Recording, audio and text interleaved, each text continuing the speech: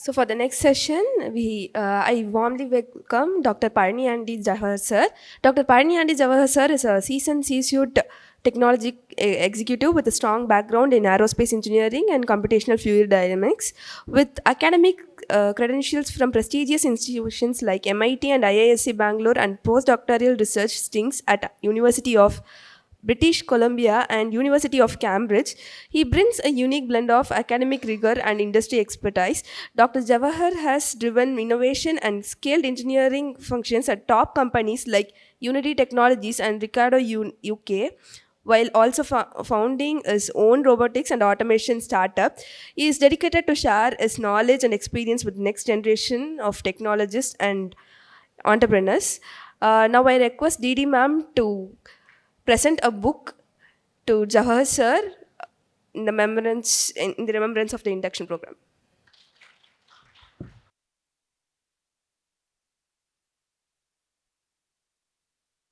Good afternoon, everyone. I know it's the last session. You have had 2 long days, so I know you're tired. I won't take much of your time. But I just wanted to touch upon when you are embarking on your research program. I want you to think what you're going to do next. Some of you may want to go into academia. Some of you may want to start a job. But I'm going to talk about something different.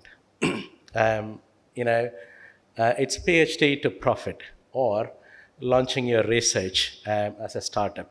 I'm an aerospace engineer, so you may find terminologies related to aerospace from now and then. So, yeah, I'm going to talk about what you could do with your research. It's just an idea, it may not be applicable to everyone. I used to say there could be 3 startups out of 100 PhDs or 1,000 PhDs. That is considered a success. One may wonder what a startup is. A startup is a young company or a business founded by either an individual or a group of individuals focusing on either a unique product or a service and taking it to the market. Facebook, Google, Microsoft, Apple, they're all startups, and then they became what they are today. You may wonder why it is relevant to us. Let's look at some of the things. So why I'm talking to you about startups? A PhD or a research is a gold mine of innovation. You are working on unique topics. You have spent or you will be spending years into research, and you develop a niche expertise in a specific area. You will be expert in your own domain, which is the is a foundation for building a company. Some of the people will come up with ideas, but a PhD program will give you a foundation as to how you can handle things. Other key thing is your research has intellectual property, which is a very big capital. Capital, when one talks about capital, people think about money, but intellectual capital is the key. A lot of people have money, but not everybody starts a company and succeed. Only people with intellectual capital can create new industries or companies. PhD program will give you ability to develop problem solving skills, be it in your life, in your personal life, or with your, for your friends, or in any walk of life. You will become better in solving problems. These are the reasons why one should consider starting your own business. Can everyone start a new company? Um, that is the question you should ask yourself. You are doing a research, probably in engineering or in any other field. In order for a startup to succeed, a startup the end goal is a successful business. A business takes either a product or a service to the market, and it goes to the market and used by consumers. Now, you should ask yourself whether your research has a market value. Will it be useful, or what I am doing is confined, or it's got only research value or academic interest? So that is a critical question you should ask yourself. And can this research be transformed into a product?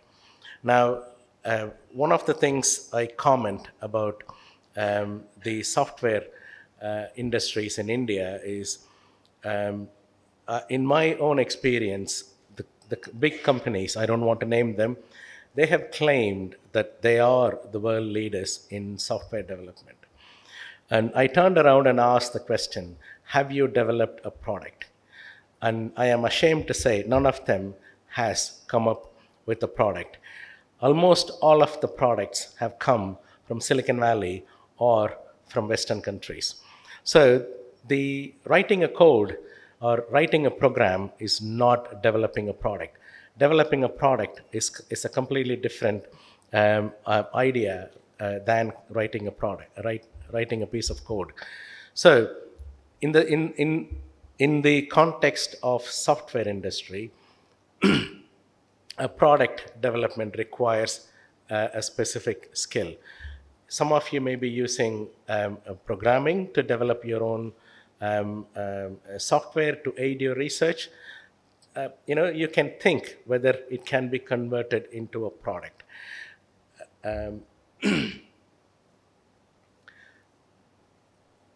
The other one is the last point, whether it's similar to identifying any thank you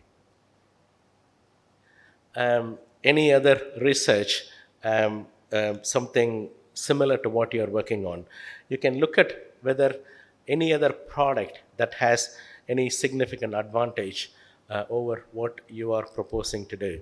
If you do it at an early stage, then you have a winning formula.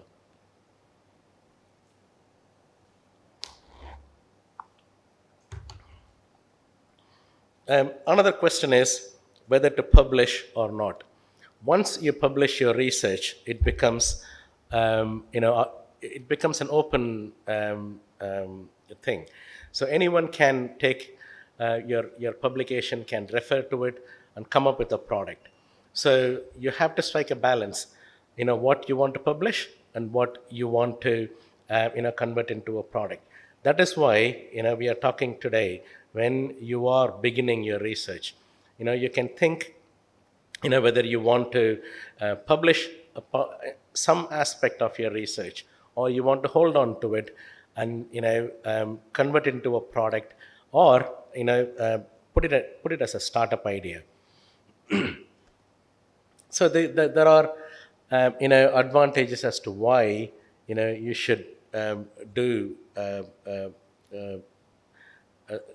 consider startup rather than publishing it. It could be in any field. So you are all beginning to be a researcher. Now you should consider whether you want to continue as a researcher, or you want to become a leader or an entrepreneur or an innovator. What India needs now is a group of innovators, and probably you are one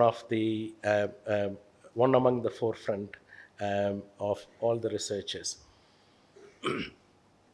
So while doing research, you could develop skills required for business development. You can learn about how to build a team, and look at how different companies operate, how different companies are formed. You can also look at how you can generate investment.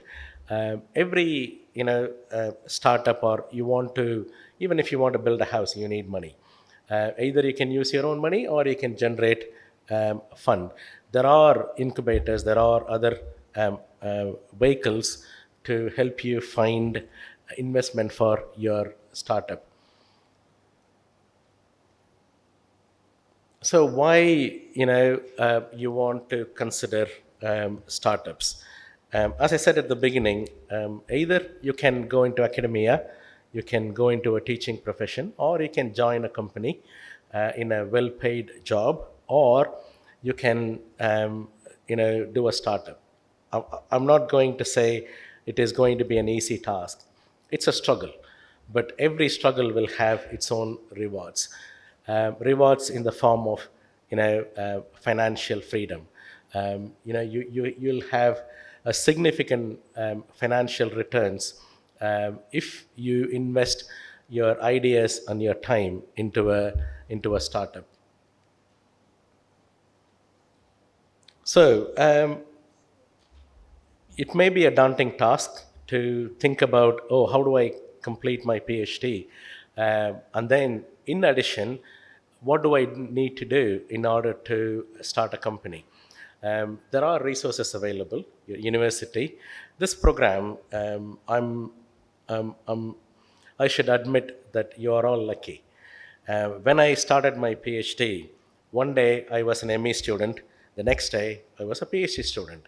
The same room, the same mess, same breakfast, same lab, same guide, same set of friends. At 9:30 a.m., we went for coffee. There was no induction, there was no support, there was nothing. So those days are gone, and you are considered lucky. There are tools available. There are incubators at Anna University. I think you had a talk earlier. There are accelerators. There are government grants. There is support available. All I want you to do is to consider setting up your own company. There are a lot of avenues. Only one thing you should keep in mind is when you engage or when you involve third party companies, you should be very careful as to what you give in return for their investment. There are challenges, as I said. How do you balance your time between your research and business? I'm not saying you are starting a business today, but at least you should consider and trying to balance both. Spend little time doing a bit of research on how the startup works and whether your research can be converted into a product and how you are going to do it.